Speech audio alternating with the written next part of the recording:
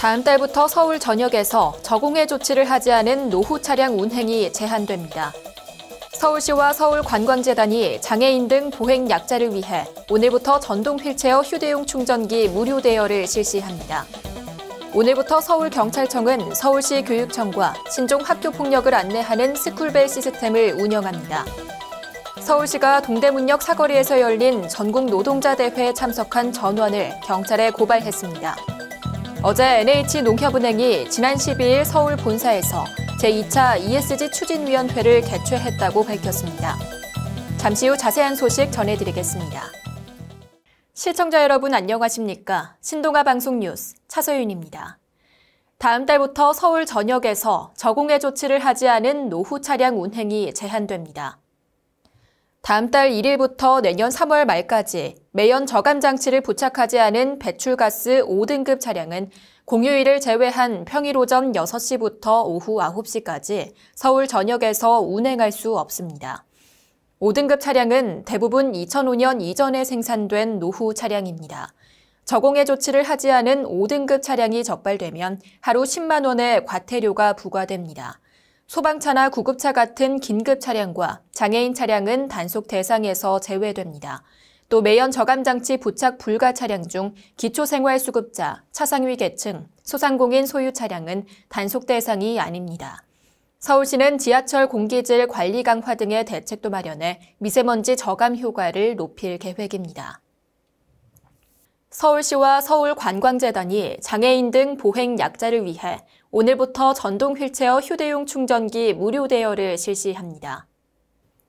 휴대용 충전기는 동주민센터와 관광안내소, 장애인 복지시설 등 서울 전역 관광지 연계 거점 138곳에 총 476대가 비치됩니다. 신분증을 맡기면 1일 1회 최대 5시간 빌릴 수 있습니다. 다만 리튬 배터리 장착 휠체어는 충전할 수 없습니다. 시는 오늘부터 24일까지 이용자 선착순 100명에게 2만 원 상당의 경품을 증정하는 이벤트를 진행하며 충전기 대여점은 스마트 서울맵에서 확인할 수 있습니다. 오늘부터 서울경찰청은 서울시 교육청과 신종 학교폭력을 안내하는 스쿨벨 시스템을 운영합니다. 스쿨벨 시스템은 최근 소셜 네트워크 서비스를 통해 전파되는 신종 학교폭력이 증가하는 추세에 따라 이를 즉각적으로 알리기 위해 만들게 됐습니다. 이 서비스는 신종 학교폭력 사례를 선정하고 이를 카드뉴스와 포스터로 제작해 학생과 학부모, 교사 등에게 2개월에 한 번씩 온 오프라인으로 공유합니다. 포스터는 학교 홈페이지와 이 알림이 등 온라인 창구와 학교 게시판에 공개되며 학교 전담경찰관도 학생 대상 범죄 예방 교육과 SNS를 통한 카드뉴스 공유 등에 나설 계획입니다. 서울시가 동대문역 사거리에서 열린 전국 노동자 대회에 참석한 전원을 경찰에 고발했습니다. 서울시는 지난 13일 오후 2시부터 4시까지 서울 종로구 동대문 일대에서 대규모 집회를 개최해 감염병 예방법을 위반한 혐의로 불특정 다수의 참가자 전원을 어제 고발했습니다. 앞서 서울시는 지난달 민주노총이 서울 도심에서 약 10,000명이 모이는 행사를 열겠다고 하자 집회 금지를 통고한 바 있습니다.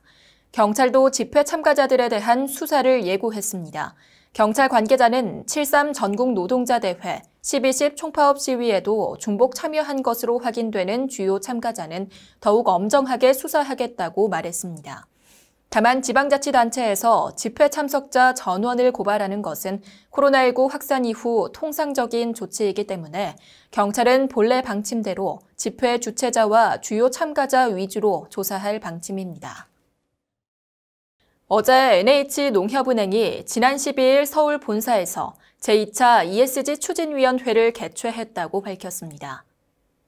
ESG 추진위원회는 농협은행의 ESG 경영 전략을 수립하고 추진 방향을 총괄하는 협의체로 올해 농협은행 ESG 추진 성과를 공유하고 내년 사업 추진 방향을 협의하기 위해 마련됐습니다. 특히 내년에는 탄소 배출량 관리 방안에 따른 자산 포트폴리오 탄소 배출량을 측정 관리해 기후변화에 체계적으로 대응하고 글로벌 ESG 평가기관의 대외 평가를 면밀히 준비할 예정이라고 설명했습니다.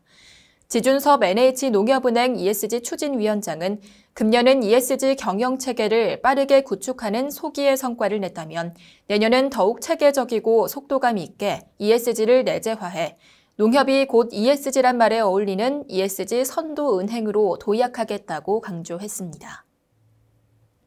이상으로 뉴스를 마치겠습니다. 시청해주신 여러분 고맙습니다.